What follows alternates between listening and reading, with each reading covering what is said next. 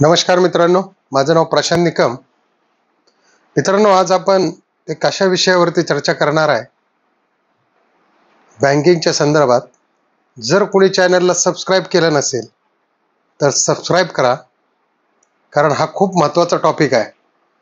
आज पहा, महाराष्ट्रामध्ये योजना चालू आहे, मुख्यमंत्र्याची लाडकी बहीण ही योजना चालू आहे. दोन पद्धतीचे बँक अकाउंट असतात. एक छोट्या उद्योगांसाठी जे अकाउंट असतं त्याला करंट अकाउंट म्हणतात, चालू खाते, जे फर्मच्या नावे असते. म्हणजे समजा स्वामी समर्थ एंटरप्राइजेस असेल किंवा गणपती बाप्पा एजन्सीज असेल, असे अकाउंट असतात. आणि दुसरं जे सेव्हिंग म्हणजे बचत खातं, जे माणसाच्या स्वतःच्या नावावरती असतं. जेही माणसाचे एखाद्याचं नाव असेल, समजा सुहास शिंदे असेल त्या नावाने असेल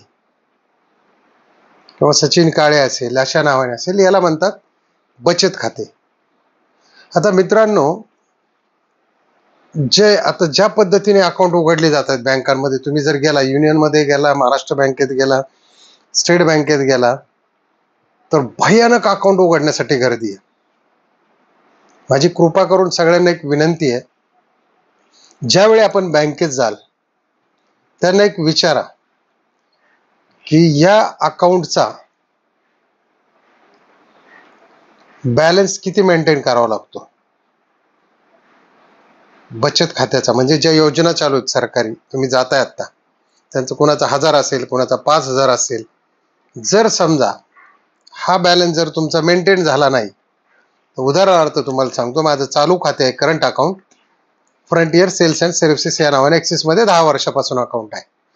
ॲक्सिसचं त्यावेळेस 10,000 रुपये मिनिमम बॅलन्स, म्हणजे महिनाभर तुमचे अकाउंटला 10,000 रुपये राहिलेच पाहिजे. म्हणजे हे आपण डिपॉझिटच ठेवायचे त्यांच्याकडे लाईफ टाईम. जर चुकूनही तुमची त्यातून 1 रुपया जरी कमी झाला तरी तुम्हाला त्या ठिकाणी 900 ते 1000 रुपये पॅनल्टी बसते. बचत खात्यात झालं.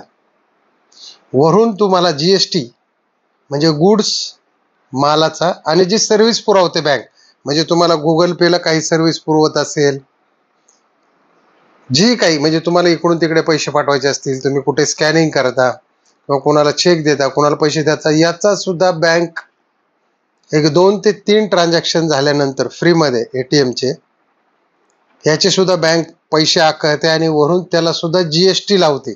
समजा 100 रुपये जर आकारले तर त्याच्यावरती त्यांचा काय असेल, जो GST 12% असेल 12 रुपये, 18% असेल 18 रुपये, 28% असेल 28 रुपये, जीही काही त्यांची टक्केवारी ठरलेली असेल. तर आता जी असंख्य खाती उघडली जातात लाडकी बहीण योजनेसाठी, प्रत्येक बँकांमध्ये गर्दी आहे. बघा, नॅशनलाइज बँकांमध्ये गर्दी खूप.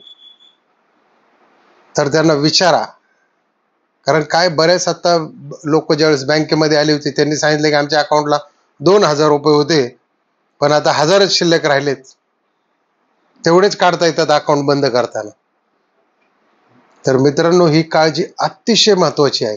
आणि ज्यांचे जर चालू बचत खाते आहेत त्यांनी तर बघूनच घ्या, कारण आज ॲक्सिस सारख्या बँकेने कुठलाही मेसेज न देता 15,000 केले. मला तर माहिती पण नाही, तरी मला मागच्या महिन्यात माझे 1600 रुपये कटिंग झाली अकाउंटची, कारण त्याच्यामध्ये 15,000 रुपये मेंटेन केलेले नव्हते. त्यांचा सर्व्हिस चार्ज, त्यांचा GST. आणि तुम्ही बचत खाते उघडत असताना जर तुमचं जर लोकल ब्रँच असेल, समजा तुम्ही पुण्यामध्ये राहता आणि तुम्ही जर हडपसरला बँक असेल लोकल, आणि तुम्ही जर तेच पैसे मुंडवा बँकेतून भरले तर सुरुवातीला 1-2 ट्रान्झॅक्शन फ्री असतात. मात्र मग तिथूनही तो चार्ज लागतो, त्यालाही GST लागतो, त्याला सुद्धा GST लागतो. तुम्ही जर त्या मशीनमध्ये पैसे भरले तरी GST लागतो, बँकेमध्ये जाऊन भरले तरी GST लागतो, तुमच्या NEFT असतील त्यालाही चार्जेस लागतात, आणि या सर्व चार्जेसला अजून टॅक्स लागतो. म्हणजे ह्या बँका भरमसाठ या ठिकाणी लूट करायला लागलेल्या आहेत. आता कुठलीही कल्पना देत नाही, बिनधास्त पैसे कट करून घेतात. माझ्या अंदाजे मला तर 1 वर्ष माहिती आहे असं, की माझ्या अकाउंटवरती 15,000 असा बॅलन्स मेंटेन झालेला आहे. माझे तर भरपूर पैसे गेलेले. तर मी तर आता एकदा जाऊन आलेलो बँकेत, पण परत पुन्हा पण जाणार आहे. तर सगळ्यात माझी महत्वाची तुम्हाला विनंती आहे, जे माझ्या बहिणी आहेत, ज्या खेडोपाडी राहतात, ज्यांचं शिक्षण कमी आहे, योजना मिळेल तुम्हाला. पण असं होऊ नये की योजनेतलं खातं उघडताना तुमच्या अकाउंटला जर 1500 आले आणि त्याला जर तुम्हाला 2000 रुपये भरावे लागले, तर ही चांगली गोष्ट नाही. आणि नंतर काय होतं, अकाउंट मायनस मध्ये जातं. हे तुम्हाला कुठलाही मेसेज वगैरे जर तुम्ही सर्व्हिस चालू केली नसेल, तुम्हाला मेसेज येणार नाही, काय नाही. तुमचे जे कट होऊन समजा 1000 रुपये तुमचे राहिलेले आहेत, मिनिमम 1000 रुपये, ते कट होऊन त्याच्यावरती पेनल्टी लागून तुमचं अकाउंट मायनसमध्ये जाणार आहे. मग एकदा 4500 जरी सरकारने पाठवले तुमच्या योजनेचे, तरी ते बँकेलाच हवाले होणार आहेत. त्याच्यामुळं सर्व महिलांनी काळजी घ्या की योजनेच्या भरात तुम्ही जाताय बँकेत आणि खाते उघडताय, पण त्या खात्याची पूर्ण चौकशी करा. कारण काय होतंय की तिथं त्या गर्दीमुळे कुणी काही नीट माहिती देत नाही. मी काल युनियन बँकेमध्ये होतो, कल्याण जनता सहकारीमध्ये होतो आणि ॲक्सिस बँकेमध्ये पण गेलो होतो. मुद्दामून मला हा व्हिडिओ आज या ठिकाणी टाकायचा होता. कारण आपल्या ज्या माता भगिनी आहेत, ही स्कीम काय कोण मोठे लोक घेत नाहीयेत.